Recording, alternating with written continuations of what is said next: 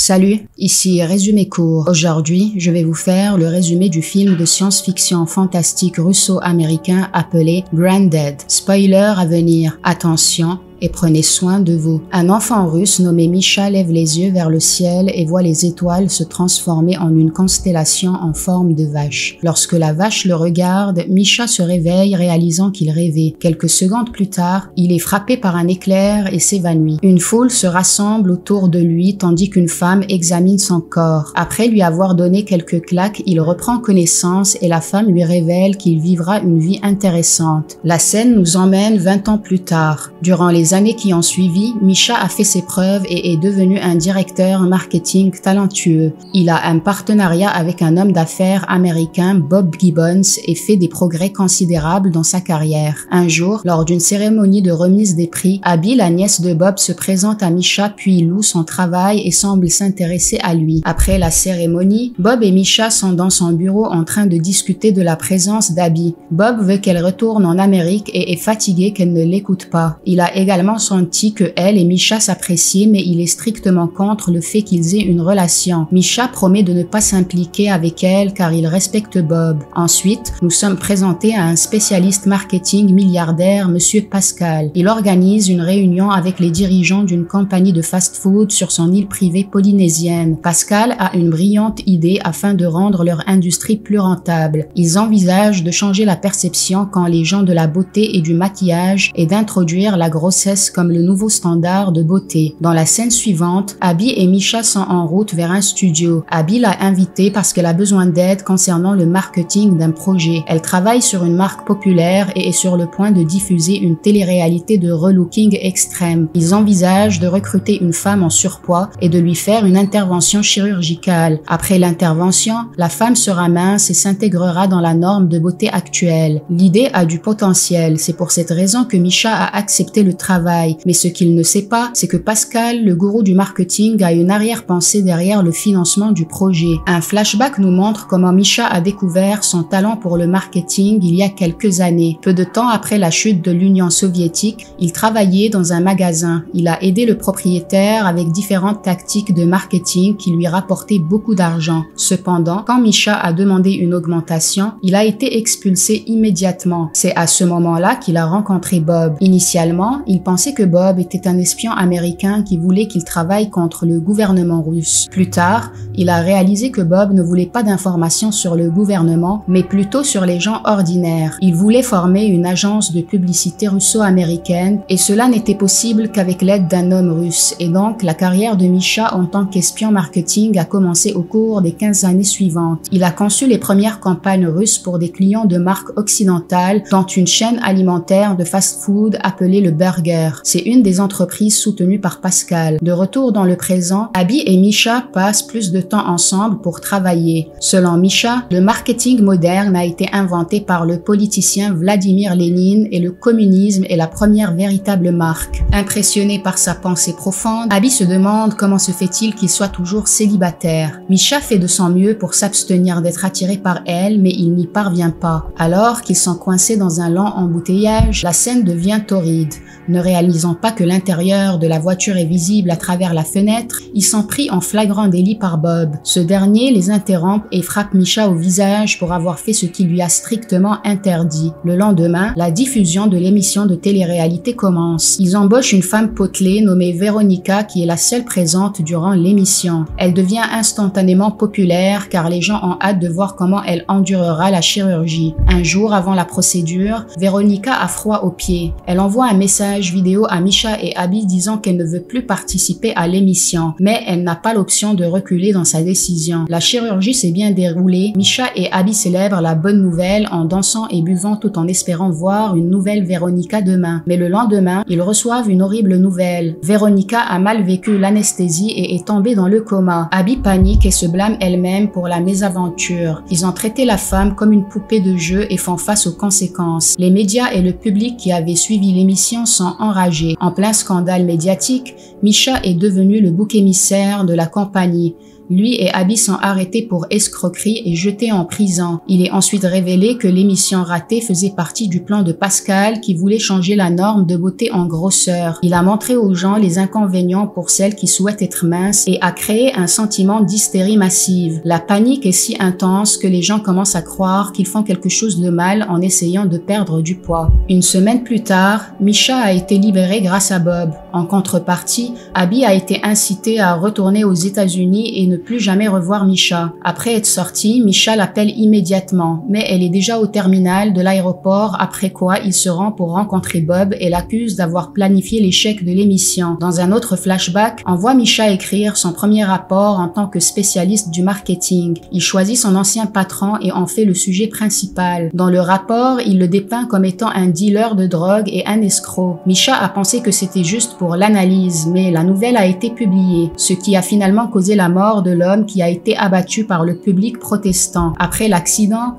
Misha s'est rendu dans la boutique et a vu ce que son histoire a eu comme conséquence. À ce moment-là, il s'est rendu compte qu'avec la puissance du marketing, il peut non seulement construire une marque mais changer le monde entier. Il pense que Bob était derrière l'échec chirurgical et qu'il prévoyait de le séparer d'Abby. Mais Bob se moque de son absurdité, prétendant qu'il n'a ni le temps ni de l'argent à dépenser pour quelque chose d'aussi médiocre. Il sort dans un bar et se dispute encore une fois. Tout à coup, Bob a une insuffisance cardiaque qui le tue instantanément. Misha reste tout seul sans aucune volonté de retourner au travail. Après la mort de Bob, Misha a disparu. 6 ans plus tard, Abby retourne en Russie et se met à sa recherche. Son investigation l'amène d'un endroit à l'autre. Elle se retrouve dans une ferme et trouve Misha travaillant comme berger au milieu de nulle part. Il ne veut pas retourner en ville parce que son travail a toujours fait du mal aux gens. D'abord, son ancien patron, ensuite Veronica. Abby, qui l'aime toujours, décide de rester avec lui pendant quelques jours. Une nuit, Misha rêve de la même vache qu'il avait vue il y a des années. L'animal décrit un rituel avec des détails minutieux et demande à Misha de l'exécuter. Même après s'être réveillé, il se souvient de tout ce qu'on lui a dit dans le rêve. Les détails sont si clairs qu'il construit aveuglément une structure de bois, puis il apporte une de ses vaches à l'intérieur de la structure et la sacrifie pour le rituel. Le lendemain matin, il se douche avec les cendres de la vache et clôture le rituel, mais à la fin, il s'évanouit. Durant les années où il était en pause, le monde a drastiquement changé. Les chaînes de restauration rapide sont devenues nombreuses en Russie et être gros est devenu le nouveau standard. Les jouets surdimensionnés, les super-héros et les acteurs sont les modèles de la société. Quant au restaurant Burger, il a atteint la forme la plus élevée de succès et a rendu le public accro à ses produits. Après avoir trouvé Misha inconscient, Abby le ramène à Moscou. Il est content qu'elle l'ait aidé, mais se trouve en mauvaise condition. Il voit une créature sortir de la tête d'Abby et il est le seul à la percevoir. À la maison, Misha est accueilli avec une autre surprise. Il lui est révélé qu'il a eu un bébé il y a 6 ans. Il s'appelle Robert et il est aussi accro à la restauration rapide. Misha voit plusieurs créatures émerger du cou de Robert mais n'en parle pas à Abby. Une journée entière passe mais son hallucination ne cesse pas. L'après-midi, la famille va faire une promenade. Misha remarque que la créature qui accompagne Robert est le symbole de la société Burger. La succursale de l'entreprise a une énorme créature au-dessus d'elle qui se nourrit de ses clients. De même, chaque entreprise a sa propre créature qui manipule les gens afin d'acheter des choses de chez eux. Il s'avère qu'après le rituel,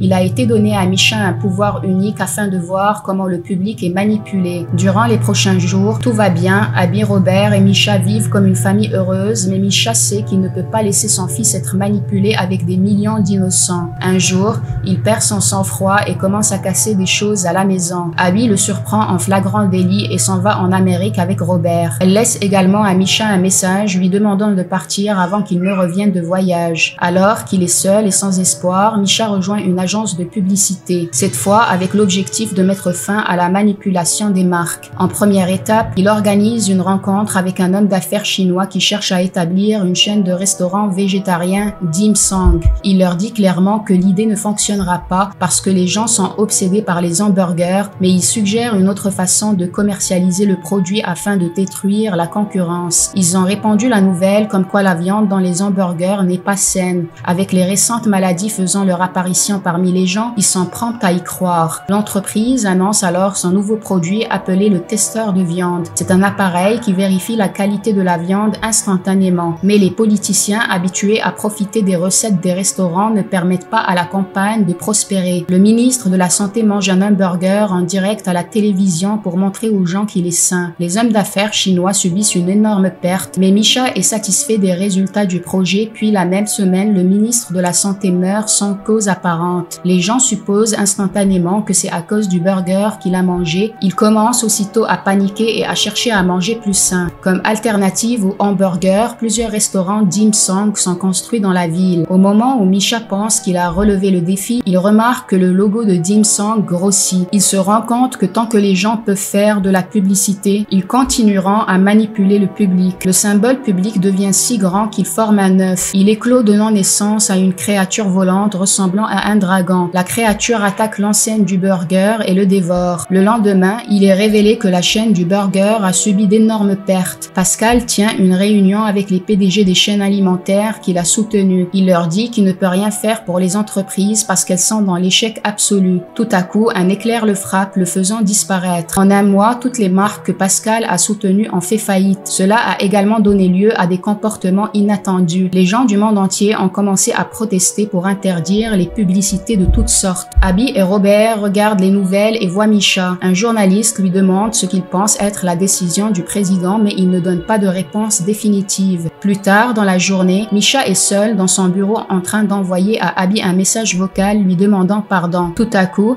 elle apparaît devant lui. En même temps, un groupe de manifestants font irruption dans le bureau publicitaire et commence à attaquer les employés. Le couple tente de s'enfuir, mais Misha est attrapé et battu. Même s'il soutient l'idée d'interdire les publicités, il est sur le point d'être tué. Les manifestants cessent le carnage lorsqu'ils sont informés que le président a accepté de faire ce qu'il demande. Au cours des prochains jours, chaque panneau publicitaire des rues de Moscou est enlevé. Misha se réveille dans un lit d'hôpital avec Abby et son fils à côté. Au même moment, Véronica, qui avait été dans le coma depuis près de 7 ans, se réveille également. Le film se termine alors qu'elle erre dans les rues et découvre un panorama sans panneaux publicitaires. Abonnez-vous pour plus de vidéos comme celle-ci. Activez la notification et laissez un j'aime pour soutenir la chaîne. Merci d'avoir regardé.